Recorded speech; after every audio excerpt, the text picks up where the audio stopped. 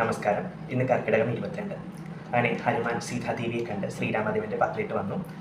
ശ്രീരാമദേവൻ ഹനുമാൻ്റെ അടുത്ത് നിന്ന് കാര്യങ്ങളൊക്കെ ചോദിക്കുന്നുണ്ട്. അപ്പോൾ അതിനുശേഷം അവർ ആ വലിയ സമുദ്രം മറികടന്ന് ലങ്കയിലെത്തി സീതാദേവിയെ തിരിച്ചു കൊണ്ടുവരാനായിട്ട് നിശ്ചയിക്കുകയാണ്.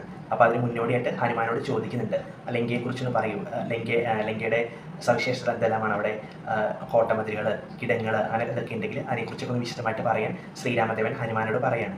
അപ്പോൾ ഹനുമാൻ ലങ്കയെക്കുറിച്ച് പറയാണ്. നാലുപാടും വെള്ളത്താൽ ചുറ്റപ്പെട്ട ഒരു പ്രദേശമാണ് ലങ്ക എന്ന് പറയുന്നത്. ഏകദേശം 700 യോജന വിസ്തൃതിയുള്ള പ്രദേശമാണ് ലങ്ക. ലങ്കാ നഗരത്തിന് ചുറ്റും സ്വർണ്ണ മതിലുണ്ട്. 4 വശത്തും 4 ഗോപുരങ്ങളുണ്ട്. ഓരോ ഗോപുരത്തിനും 7 നിലകൾ വെച്ച് ഉണ്ടെന്നൊക്കെ ഹനുമാൻ ശ്രീരാമസ്വാമിയോട് പറയുന്നുണ്ട്. മാത്രവുമല്ല, ആ ഗോപുരത്തിനുള്ളിൽ വീണ്ടും 7 മതിലുകളുണ്ട്. ആ ഓരോ 7 മതിലുകളിലും 4 ഗോപുരം വെച്ചിട്ടുണ്ട്. അങ്ങനെ 28 ഗോപുരങ്ങളാണ് ലങ്കാ നഗരത്തിന് കാവലായിട്ട് നിൽക്കുന്നത്. ഇവയിൽ ഓരോ ഗോപുരങ്ങൾക്കിടയിലും ആഴത്തിലും വിശാലവുമായുള്ള കിടങ്ങുകളൊക്കെ അവർ സൃഷ്ടിച്ചിട്ടുണ്ട്. പെട്ടെന്നുള്ള ഒരു ആക്രമണത്തെ തടയാനായിട്ട് അങ്ങനെ കിടങ്ങുകളൊക്കെ സ്ഥാപിച്ചിട്ടുണ്ടെന്ന് ഹനുമാൻ പറയാണ്. കിഴക്ക് വശത്തുള്ള ഗോപുരത്തിൽ 10,000-ഓളം രാക്ഷസന്മാർ നിലകൊള്ളുന്നുണ്ട്. ദക്ഷിണ ഗോപുരത്തിൽ 100,000-ഓളം രാക്ഷസന്മാരും, പശ്ചിമ ഗോപുരത്തിൽ 100,000 രാക്ഷസന്മാരും, ഉത്തര ഗോപുരത്തിൽ 1 കോടി രാക്ഷസന്മാരൊക്കെ നിലകൊള്ളുന്നുണ്ടെന്ന് ഹനുമാൻ പറയാണ്.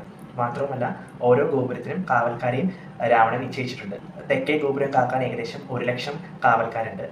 പടിഞ്ഞാറൻ ഗോപുരം കാക്കാനായിട്ട് 1000-ഓളം രാക്ഷസന്മാരെ വിന്യസിച്ചിട്ടുണ്ട്. വടക്ക് ദിക്കിലായിട്ടാണെങ്കിൽ 1,00,000 നിശാചരന്മാരെയൊക്കെ കാവലിനായിട്ട് രാവണൻ നിശ്ചയിച്ചിട്ടുണ്ട് എന്നൊക്കെ പറയാണ്. അതുപോലെ തന്നെ രാവണൻ്റെ കൊട്ടാരത്തിനും പ്രധാന രമ്യഹർമ്മങ്ങളിലും എല്ലാത്തിലും ഇഷ്ടംപോലെ നിശാചരന്മാരെ കാവലിൽ നിൽക്കുന്നുണ്ടെന്നൊക്കെ ഹനുമാൻ വിശദമായിട്ട് തന്നെ ലങ്കയെക്കുറിച്ച് ശ്രീരാമദേവനും മറ്റു വാനരപ്പടയോടും വിശദീകരിച്ച് കൊടുക്കുന്നുണ്ട്. അങ്ങനെ ഹനുമാൻ സ്വാമിയുടെ വിവരണമൊക്കെ കേട്ട ശേഷം ലങ്കയിലേക്ക് പോവുകയാണ്. അപ്പോൾ പോകുമ്പോൾ ഹനുമാന്റെ തോളിലേറി ശ്രീരാമസ്വാമിയും അംഗദകുമാരൻ്റെ തോളിലേറി ലക്ഷ്മണസ്വാമിയും ജാമ്പവാൻ, നീലൻ, ഗജൻ, നളൻ, ഗവാക്ഷൻ എന്നിവരുടെ നേതൃത്വത്തിലുള്ള കോടിക്കണക്കിന് വാനരപ്പടയുടെ നേതൃത്വത്തിൽ അവർ തെക്കൻ സമുദ്രത്തിലേക്ക് നീങ്ങുകയാണ്. അങ്ങനെ അവർ തെക്കൻ സമുദ്രത്തിൻ്റെ വടക്കേ തീരത്തെത്തി. സന്ധ്യയോടടുത്താണ് അവരവിടെ എത്തിയത്. സന്ധ്യാസമയത്ത് ശ്രീരാമസ്വാമി സന്ധ്യാവന്തനമൊക്കെ കഴിക്കുന്നുണ്ട്. അതിനുശേഷം അവർ കൂടി ആലോചിക്കുകയാണ്. ഈ സമുദ്രം എങ്ങനെ താണ്ടണം എന്നുള്ള ചിന്തയിലാണ്. അവരതിനുള്ള പോംവഴികളൊക്കെ ഓരോരുത്തരോടുമായിട്ട് ചോദിക്കുന്നുണ്ട്. അപ്പോൾ അതേസമയം ലങ്കാ നഗരത്തിൽ രാവണൻ വലിയൊരു രാജസദസ്സൊക്കെ വിളിച്ചു കൂട്ടിയിട്ടുണ്ട്. പ്രധാന ഉദ്ദേശം എന്താണെന്ന് വെച്ചാൽ, ഹനുമാൻ വന്ന് ലങ്കാ നഗരം ചുട്ടരിച്ചിട്ടും സ്വന്തം മകൻ അക്ഷകുമാരനെയൊക്കെ വധിച്ചതൊക്കെ രാവണനെ ചൊടിപ്പിച്ചു. മാത്രമല്ല, ദേവന്മാർ പോലും ഇവിടെ വന്ന് ചെയ്യാൻ പഠിക്കുന്ന കാര്യം ഒരു ചെറിയൊരു കുരങ്ങൻ വന്നതൊക്കെ നടത്തിയെന്ന് പറഞ്ഞപ്പോൾ രാവണന് സ്വയം നാണക്കേടൊക്കെ തോന്നി. മാത്രമല്ല, രാവണൻ്റെ അടുത്ത് ദൂതന്മാർ വന്ന് ശ്രീരാമസേന തെക്കൻ കടലിൻ്റെ വടക്കേ തീരത്ത് തമ്പടിച്ച കാര്യമൊക്കെ രാവണനോട് പറഞ്ഞിരുന്നു. അപ്പോൾ ഈ കാര്യങ്ങളെല്ലാം രാജസദസ്സിൽ രാവണൻ പറയുന്നുണ്ട്.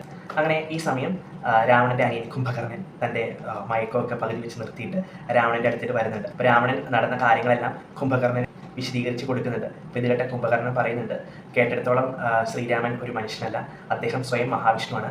നീ കട്ടുകൊണ്ടുവന്നിരിക്കുന്ന സീതാദേവി